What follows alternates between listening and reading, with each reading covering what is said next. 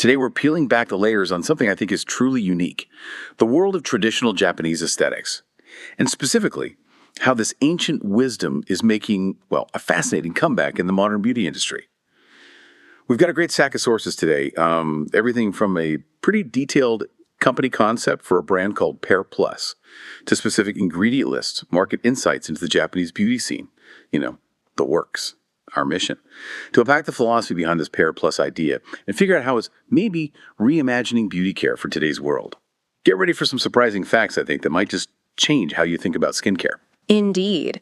And this deep dive offers quite a compelling counter-narrative to a lot of the prevailing trends in beauty we see globally. It really challenges us to pause and consider what beautiful truly means and how these ancient practices, practices going back centuries, can hold incredibly valuable lessons for our lives right now. What's really fascinating here is the blend. It's this mix of tradition with a very modern, very savvy business strategy. Okay, let's get into that then. Yeah. This Pear Plus concept, it sounds fresh, maybe a bit modern, but like you said, the sources show it's actually rooted in something really old. What's the core philosophy driving it? What makes it tick? Well, at its heart, Pear Plus is all about natural, organic, traditional Japanese methods. Full stop. It's a very deliberate turn away from a lot of modern aesthetics. So that means, you won't find lasers or Botox or harsh chemicals here. It's really a return to basics. Right. That implies a really different approach, doesn't it? Not about transforming you into something else, but preserving what's there. Enhancing, maybe? Precisely. It's about maintenance and enhancing natural radiance, not reinvention. And the services offered, they reflect this philosophy perfectly. We're talking about things like facials, meticulous foot care, head spas. Head spas, like for the scalp. Yeah, focusing on scalp health and hair, plus the use of natural oils, herbal compresses, shiatsu. The pressure point massage. Right. And then traditional things like rice bran exfoliation, green tea masks, seaweed wraps, even hinoki baths. That's the cypress wood, isn't it? Meant to be calming. Exactly. Very restorative. And even Seikli's facials using the byproduct of sake making. The whole focus is on authenticity, maybe a touch of nostalgia, you could say, and this holistic path to natural radiance. So for you listening, this sounds less like a quick fix, zap this, inject that, and more like an actual experience, something designed to nurture. It's a journey, not a quick transformation. Yeah. That's the idea. Okay, so here's where it gets really interesting for me. How does this kind of ancient natural approach actually fit into today's market, especially in Japan, which is, fast-paced? Well, strategically, Pear Plus didn't start with brick and mortar stores. They initially focused on online sales, and they built up a YouTube channel to promote their products and techniques, show people how to do things. They also developed an app in Japanese. An app for traditional methods. Yeah, to help people figure out what to use for common things, rough feet, damaged hair, maybe acne. It even guides them on making some of the simpler ingredients at home. So they're empowering people to DIY first. That's pretty innovative, actually, for something based on tradition. It is. It builds engagement and understanding. Or what's a long-term vision then? Beyond the... The idea is to then transform these modern spaces into dedicated Pear Plus aesthetic spas. So places you go for foot care, hair treatments, skin care. Okay, but what about the wider market in Japan? Is there actually demand for this with all the high-tech clinics and cheap chains around? Well, the market insights are pretty compelling. The aesthetics industry in Japan is actually growing again, especially after COVID. You see women maybe in their 20s to 40s spending more on beauty maintenance, keeping things up, while older women often prefer more natural aging care, Right. graceful longevity. Makes sense. And what's also fascinating is the growth in men's aesthetics. That's a rising segment too. So there's definitely a market there. But still, how do they stand out? With all the medical clinics, the fast, cheap options. Their differentiation really lies in offering authentic, organic Japanese aesthetics. That's the core.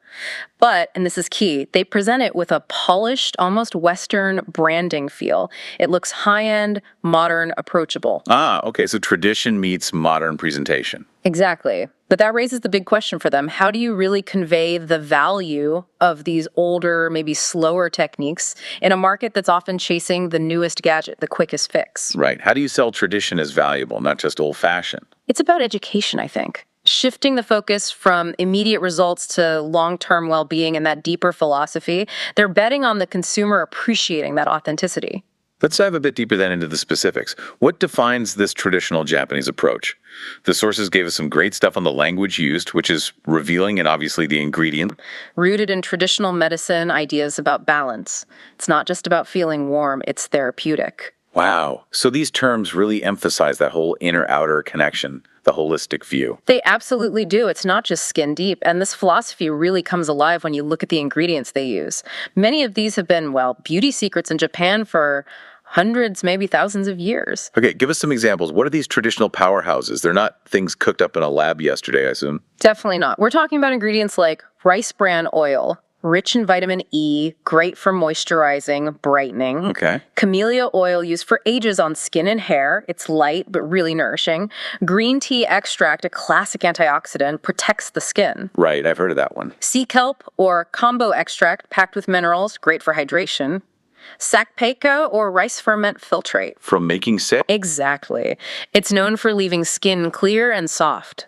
Okay. And there's more. Things like koi seed extract, also called Job's tears, for purifying, loquat leaf extract for inflammation, ginseng for revitalization, licorice root for soothing and helping with pigmentation, uma, which is Japanese plum extract, another antioxidant, fiso leaf, mugwort for calming skin, azuki bean extract as a gentle exfoliant. These aren't just random exotic things. They're deeply part of Japanese traditional medicine and beauty, chosen for real benefits. It really makes you wonder, doesn't it? How much knowledge, how many effective solutions might be waiting in these old traditions?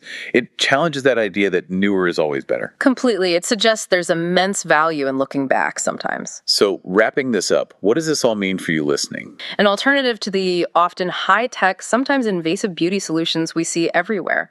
It showcases a philosophy that sees beauty not as something you create with a procedure or a harsh chemical, but as a natural state, something inherent that you maintain and nurture with these time-honored organic methods. It suggests that maybe the secrets to, enduring beauty aren't in the brand new thing, but in what stood the test of time, wisdom from Japanese culture. Yeah, it really challenges that idea that progress has to mean ditching the past entirely. Pear Plus shows how you can integrate that ancient wisdom with a really smart modern business approach and create something unique, something relevant for today. It's a counterpoint to just chasing the next trend. Absolutely.